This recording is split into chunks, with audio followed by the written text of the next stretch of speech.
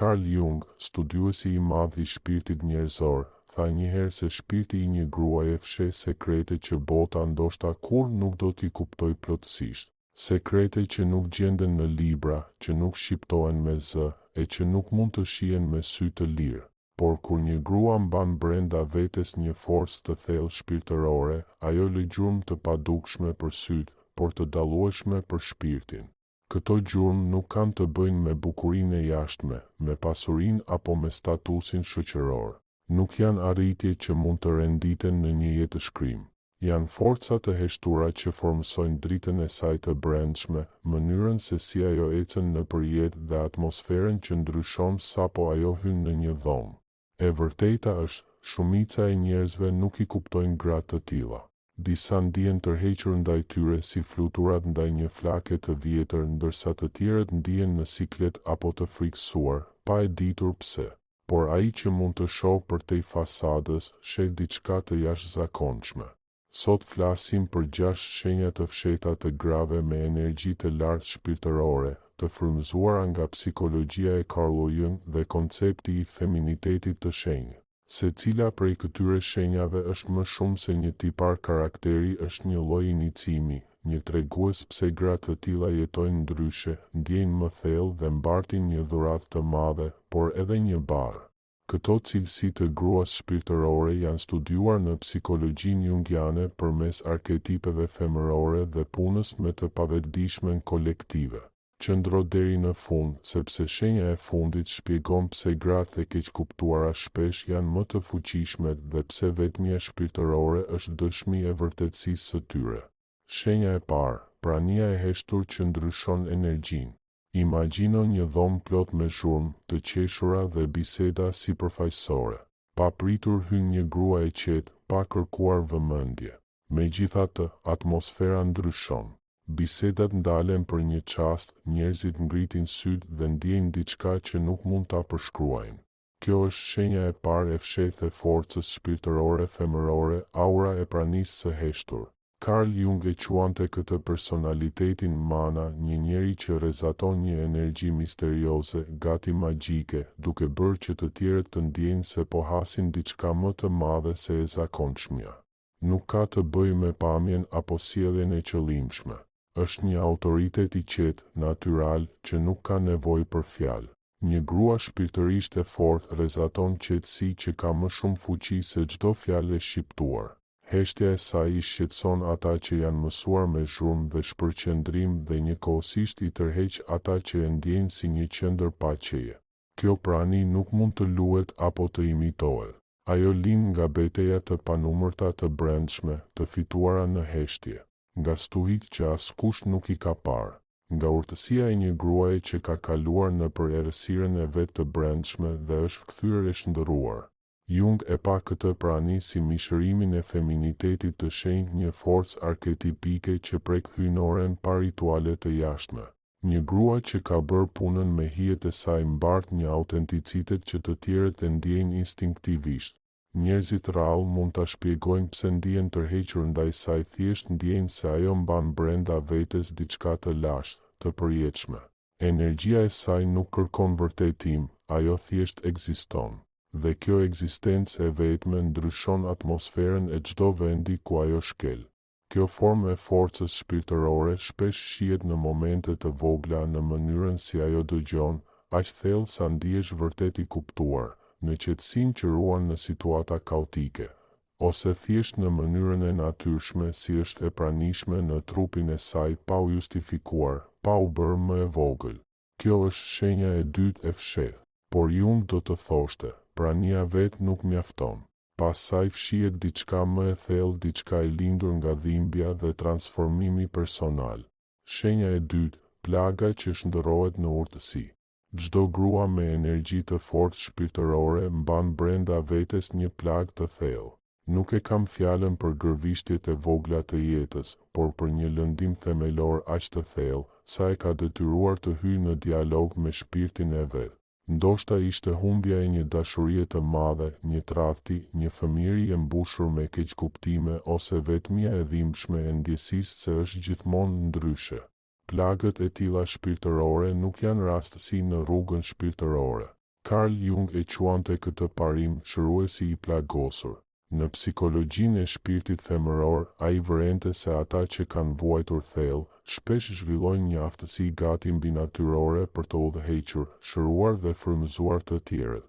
Jo sepse kanë lexuar për dhimbjen, por sepse e kanë përjetuar vetë. Për një grua shpirtërisht të fortë, plaga nuk është histori viktimizimi, është një portë transformimi. Dhimbja nuk zhduket, por integrohet dhe shndërrohet në një lloj alkimie shpirtërore. Ky është procesi i shërimit emocional që Jung e konsideronte thelbësor për rritjen shpirtërore.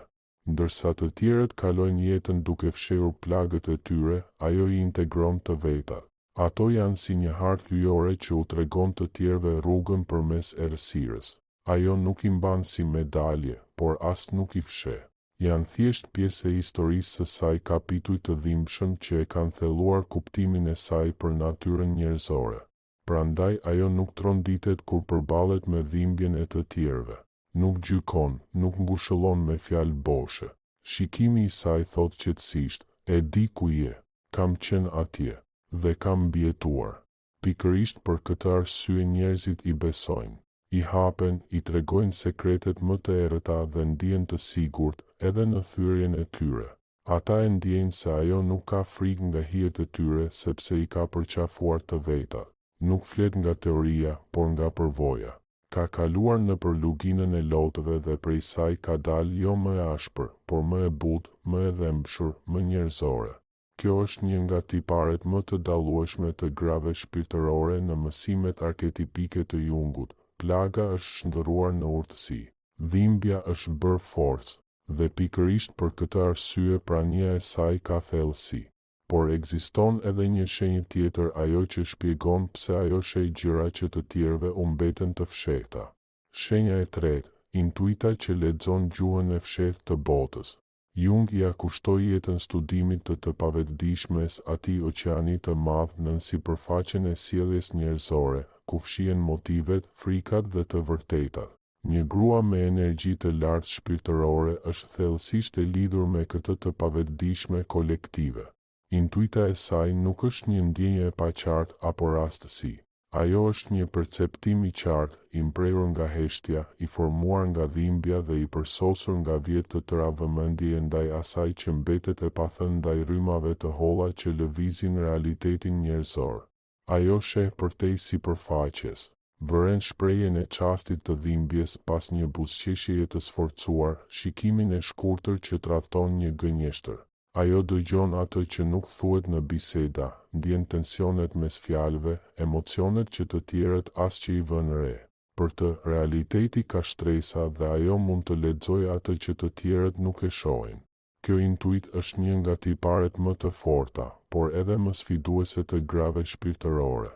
Ajo mund t'i trazojë thellësisht të tjerët, sepse ata ndihen të zhveshur përpara saj ndonjëherë më shumë se sa e kuptojnë vetveten. Në praninë e saj maskat bien, sekretet rëndohen, fasadat shemben. Jung e shpjegonte këtë fenomen përmes koncepteve të animas dhe animusit, pjesëve femërore dhe mashkullore të shpirtit. Gratë me intuit të zhvilluar janë në kontakt me hapësira të brendshme që shumicës u mbeten të paarritshme. Nuk është magji, por ndjeshmëri e lartë psikologjike. Disa ndihen tërhequr nga kjo, sepse e dëshirojnë të vërtetën që ajo pasqyron. Të tjerë tërhiqen nga frika se ajo mund të shohë diçka brenda tyre që ata vetë nuk duan ta shohin. Por intuita e saj nuk është armë, është dritë, pasqyrë. Ajo nuk e përdor për të gjykuar, por për të kuptuar. Jo për të lënduar, por për të shëruar. Sipas Jungut, ky është thelbi i vërtetë i forcës femërore, jo përdorimi i pushtetit për të dominuar, por për të ndriçuar. Një grua e zhvilluar shpirtërisht e di, intuita e saj është një dhuratë që mbart përgjegjësi. Ajo mund të shohë hijet e të tjerëve, por njeh edhe të vetat. Kjo përulësi e mbron nga arroganca shpirtërore. Jung shkroi një herë, kur dy personalitete takohen, është si takimi i dy substancave kimike, nëse ndodh një reagim, të dyja transformohen. Kur takon një grua me intuit të tillë, kur nuk del i njëjtë nga ajo përballje. Qoftë që e pranon apo i reziston, ajo të prek, të ndryshon brenda. Perceptimi i saj nuk kufizohet vetëm tek njerëzit. Ajo lexon edhe situata, energjitë e grupeve, tensionet e pathëna. Kur hyn në një dhomë, menjëherë ndjen raportet e fshehta të pushtetit, konfliktet e pazgjidhura, tensionin e heshtur në ajër. Por ky dhuratë e qartësisë ka çmimin e vet një që pak janë të gatshëm ta paguajnë, nevojën për vetmi të thellë. Shenja e katërt, marrëdhënia e saj e shenjtë me vetmin. Jetojmë në një kohë që ka frikë nga heshtja. Vetmia shihet si mungesë, si dështim, si shenjë humbjeje. Njerëzit ikin nga qetësia, mpihen me shpërqendrime, ekrane dhe zhurmë. Mbushin çdo çast me lidhje sipërfaqësore që të mos takohen me vetveten. Një grua me forcë të lartë shpirtërore është ndryshe. Ajo nuk ikën nga vetmia, ajo e kërkon. Nuk e përjeton si boshllëk, por si plotësi. Jung e shihte vetmin shpirtërore jo si tërheqje të dhimbshme, por si një hapësirë të shenjtë ku e pavetdijshmja i flet shpirtit. Pa heshtje, besonte ai, njeriu nuk mund ta dëgjojë shpirtin e vet. Për këtë grua, vetmia është një tempull, një vend shërimi dhe mbledhjeje të brendshme. Në heshtje ajo dëgjon, në heshtje shërohet. Aty mbledh forcën që më vonë e ndan me botën. Mund ta imagjinosh ulur vetëm në një kafene ose diku në natyrë. Nuk është në telefon, nuk ikën nga momenti, thjesht është aty, e qetë, e përqendruar, e lidhur me veten. Kjo qetësi nuk është shenjë trishtimi, por dëshmi e paqes me vetveten. Në psikologjinë jungiane, kjo shihet si pjesë e procesit të individuacionit, rrugës drejt asaj që njeriu vërtet është. Këto periudha të tërheqjes nuk janë arratisje, por domosdoshmëri. Një grua shpirtërisht e zhvilluar ka nevojë për këto hapësira për të përpunuar emocionet dhe intuitën që përthith. Heshtja e rimbush shpirtin e saj. Ky është një tjetër tipar i gruas shpirtërore, aftësia për të qenë vetëm pa u ndier e vetmuar. Ajo ka ndërtuar një marrëdhënie të pasur me botën e saj të brendshme, saqë të qenit vetëm për të nuk është mungesë, por ushqim. Lexon, mendon, krijon, mediton thjesht, pa nevojën për shpërqendrim të vazhdueshëm. Por kjo marrëdhënie me vetmin shpesh bën që të tjerët ta keq kuptojnë. Mendojnë se është e ftohtë, e çuditshme, e largët. Në të vërtetë, ata projektojnë mbi të frikën e tyre nga heshtja. Nuk mund të kuptojnë se vetmia e saj nuk është mur, por burim force. Jung e përshkroi këtë përmes arketipit të gruas së urtë, asaj që ka udhëtuar brenda vetes dhe ka gjetur atje një pasuri që asnjë marrëdhënie e jashtme nuk mund ta zëvendësojë. Ajo nuk i refuzon marrëdhëniet, por nuk varet prej tyre për t'u ndier e plotë. Vetmia i jep mundësinë të bëjë punën me hijet në paqe, pa shpërqendrime dhe pikërisht kjo na çon të shenja e ardhshme, ndoshta më sfiduesja nga të gjitha. Shenja e pestë, guximi për të vallëzuar me errësirën e vet. Carl Jung tha, njeriu nuk ndriçohet duke imagjinuar figura drite, por duke e bërë errësirën të vetëdijshme. Kjo fjalë i përmbledh thelbin e psikologjisë së tij dhe thelbin e rritjes shpirtërore femërore. Një grua me fuqi të vërtetë shpirtërore ka kaluar përmes errësirës së vet. Ajo ka bërë punën me hijet, atë proces të guximshëm në të cilin përballet me pjesët që ka shtypur apo mohuar frikën, zemërimin, zilinë, dëshpërimin, kaosin. Nuk është një rrugë e bukur, por më e vështira dhe më e frikshmja që njeriu mund të ndjekë. Të shikosh në humnerën tënde pa ikur, kjo është forma më e rrallë e guximit. Ajo ka pranuar xhelozinë, zemërimin, impulsin shkatërues dhe anët egoiste të veta. Dhe pikërisht sepse e ka bërë këtë, ajo nuk friksohet nga errësira e të tjerëve. Kur të tjerët mbyten në turp, ajo qëndron e qetë. Kur të tjerët përmbyten nga dhimbja, ajo qëndron në këmbë. Ajo mund të ulet pranë vuajtjes pa pasur nevojë të ikë. Në këtë përballje me hijen, ajo takon një figurë kyçe në psikologjinë e Jungut, animusin, arketipin mashkullor të brendshëm. Për shumë gra, një animus i pa integruar shfaqet si një zë i brendshëm kritik apo sabotues. Por gruaja e zhvilluar shpirtërisht ka mësuar të hyjë në dialog me këtë parim mashkullor të brendshëm. Ajo e ka shndërruar animusin e saj nga një tiran i brendshëm në një aleat.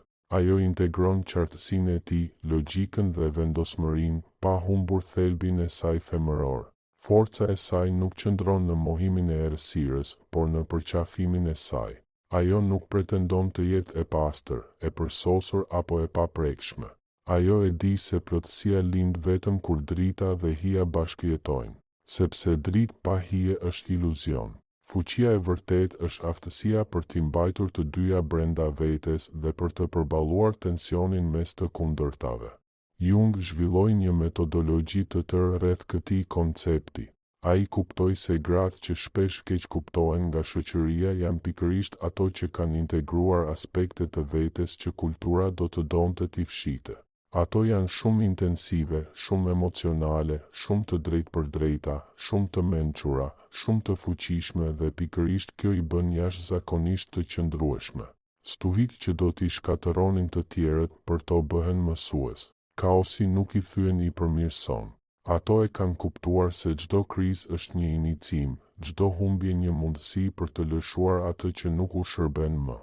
Kjo është forma më e thellë e shërimit emocional, jo kthim në një gjendje të vjetër, por një transformim rrënjësor në të cilin lind diçka krejt e re. Por ekziston edhe një shenjë tjetër, më e fshehtë dhe më misterioze. Shenja e 6. Ajo është një urë drejt të pavetëdijshmes kolektive. Kjo është një nga tiparet më mistike të grave shpirtërore. Ato shpesh ndjejnë një lidhje që shkon përtej jetës së tyre personale. Ëndrat e tyre janë të gjalla, të mbushura me simbole dhe arketipe që duken të lashta dhe universale. Jung e quajti këtë të pavetëdijshme kolektive një rezervuar i thellë përvojash, simbolesh dhe kujtimesh që ndahen nga të gjithë njerëzit. Ndërsa shumica mezi prekin sipërfaqen e saj, këto gra janë si kanale që kanë qasje në një urtësi të lashtë. Ato ndjejnë një njohje të çuditshme me mite dhe legjenda nga kultura që nuk i kanë studiuar kurrë. Arketipet femërore nga nëna e madhe te gruaja e urtë për to nuk janë koncepte abstrakte, por forca të gjalla në psikikën e tyre. Shpesh ato përjetojnë atë që Jung e quante sinkronicitet përkim me kuptim, që duken sikur drejtohen nga një inteligjencë më e lartë. Një libër bie hapur pikërisht në faqen që duhet të lexonin. Ato mendojnë për dikë dhe në atë moment personi telefonon. Simbole të caktuara shfaqen vazhdimisht dhe i udhëheqin në mënyrë misterioze. Bota moderne e quan këtë rastësi ose magji, por ato e dinë se është gjuha e universit që u tregon se janë në rrugën e duhur. Ato jetojnë në dialog të përhershëm me misterin. Nuk kanë nevojë për prova racionale, sepse kanë mësuar t'u besojnë impulseve të shpirtit dhe shenjave të kosmosit. Kjo lidhje me të pavetëdijshmen kolektive shpjegon edhe pse shpesh ndihen si të huaja në kohën e tyre. Brenda tyre jetojnë kujtime më të vjetra se vetë ato urtësi që buron nga një burim i thellë, ndoshta i lashtë. Jung besonte se disa gra kanë më shumë qasje në këtë nivel, sepse feminiteti hynor ka qenë gjithmonë ruajtës i së padukshmes. Në kulturat e lashta ishin priftëreshat, orakujt, shëruese që shërbenin si ura mes botës së dukshme dhe asaj të padukshme. Gruaja moderne mban të njëjtin mision arketipik brenda vetes, edhe pse shoqëria sot nuk ka më një emër për të. Ajo është vizionare, shëruese, udhërrëfyese pa tituj, pa certifikata. Autoriteti i saj vjen nga lidhja e drejtpërdrejtë me thellësitë e shpirtit njerëzor. Nëse gjatë leximit të këtyre fjalëve ndjen një rezonancë, është sepse diçka brenda teje e njeh këtë të vërtetë. Nuk është rastësi që e merr këtë mesazh pikërisht tani. Dhe pikërisht kjo lidhje e thellë me të padukshmen, me simbolet dhe urtësinë e lashtë, e bën atë shpesh të pakuptuar në një botë materialiste. Çfarë zbulojnë pra këto 6 shenja për gratë me fuqi të lartë shpirtërore? Ato tregojnë se spiritualiteti i vërtet femëror nuk është i zhurmshëm, as i tepruar, as i shfaqur me pompozite. Ai është prani e qetë, urtësi e lindur nga dhimbja, intuitë e mprehur nga ndjeshmëria, dashuri për vetmin, guxim për t'u përballur me errësirën dhe lidhje me të pavetëdijshmen kolektive, atë burim të përjetshëm përtej kohës dhe hapësirës. Këto tipare nuk janë veçori të rastësishme, por gjurmë të procesit të individuacionit që Jung e përshkroi udhëtimit të jetës për t'u bërë ajo që je me të vërtetë. Ato janë shenja të një transformimi të thellë shpirtëror. Nëse i njeh këto shenja brenda vetes, kujto, ti nuk je e thyer, as se huaj ti po zgjohet. Këto shenja janë ftesa, tregues se po ndjek një rrugë më të thellë dhe më autentike, rrugën e feminitetit hyjnor. Dhe nëse nje një grua të tillë në jetën tënde, nderoje. Mos u përpiq ta ndryshosh apo ta përshtasësh në ndonjë formë. Thjesht i mirënjohës për dritën që ajo hedh mbi rrugën tënde. Sepse gratë me energji të lartë shpirtërore janë të rralla.